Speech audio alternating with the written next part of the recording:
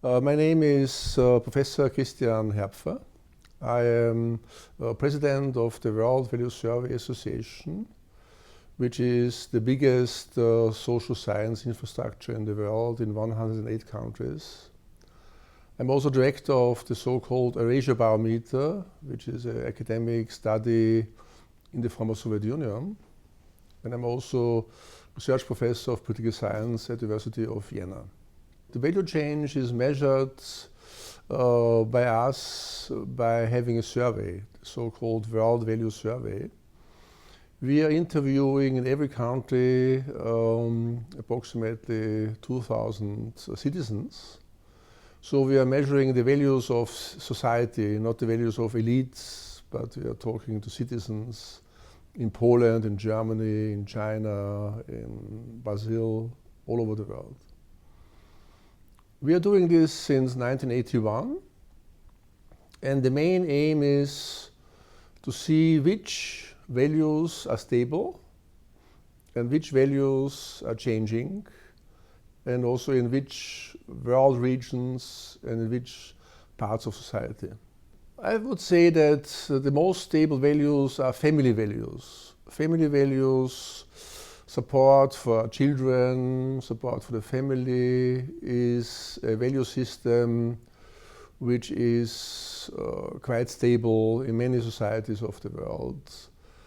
So it is very clear that families in different forms and shapes are the most stable institution in society across the world. What we have is a change in between global values and regional values. So for a long period of time, global values like globalization, international economy, free market was increasingly popular and supported. But this support for free global society and economy without borders is decreasing. We have a revival of regional cultures in different parts of the world. So there is a big change in this respect that many citizens in many parts of the world don't believe in the end of history anymore.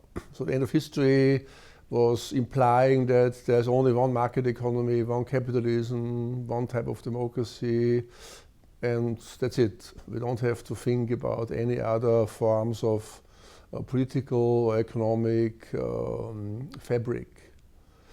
This assumption of Francis Fukuyama and others in the 90s of the end of history is not supported anymore by the citizens. The citizens are becoming more aware of local, regional and supra-regional identities. First of all, the identity of your region, of Bavaria, Brittany, different districts in other states, oblasts in Ukraine, for example. This is regional identity. Then we have national identity, which is the identification with the nation state, that's clear. And super-regional identity means that, for example, now, as an example, when Europe is under pressure of from outside, then this identity might have some revival. But we have not measured this yet. But what I mean is, it's not only a revival of the nation state, it's also a revival of regional thinking in contrast to global thinking. Before Brexit, Europe was taken for granted. It's like in a family, you know, you have your house, you have your car, nothing is changing, there's no danger of anything. And suddenly, and you don't value it. You say, oh, the parents, they have the house and the car, and they're boring and so on. But once the house is lost and the car is lost, then the children say, oh, there's something we're missing. So what you have now is, in Europe, Europe was taken for granted. People were bored about Europe, they were complaining about Europe, but it was there. So it was on these complaints about Europe were on the basis of an existing institution. But now, after Brexit, this institution is under pressure, and there's a risk of a total collapse if elections in France and Germany go into the Brexit direction. And then suddenly people, citizens in Europe, are afraid of losing Europe. And then they say, no, we are complaining about it, like you complain about your parents, but you don't want to get rid of your parents. You don't want them to emigrate, you want to keep your parents. So it's, in a way, you only value something as long as it's there. And if there's a risk of losing it, and now there's a risk of losing it, this is now the reason of these demonstrations in Germany and in other European countries supporting the European flag and so on. Because before nobody was really caring about it. It was there and there was no anxiety of losing it. But now people see you can't play with this. There's a risk you can lose it, and then you end up in a situation like in Europe in the late Middle Ages, when you had several hundred of territorial units, very small units, fighting against each other. The secularization is still there and will not, so we will not have a revival of the dominance of the Catholic Protestant Church. These times are gone. On the other hand, you have this tension between Christian religions and other religions like Islam. And it's, what we notice is that by seeing this pressure from other religions, that supporters of Christian religions are more aware of their own religion and more ready to protect this religion. So there is a sort of defense mechanism coming. They are more proud of, like now Easter, many Protestants or Catholics will celebrate this Easter holidays maybe with a higher level of intensity because they see there is a danger of not losing it, but of outside pressure.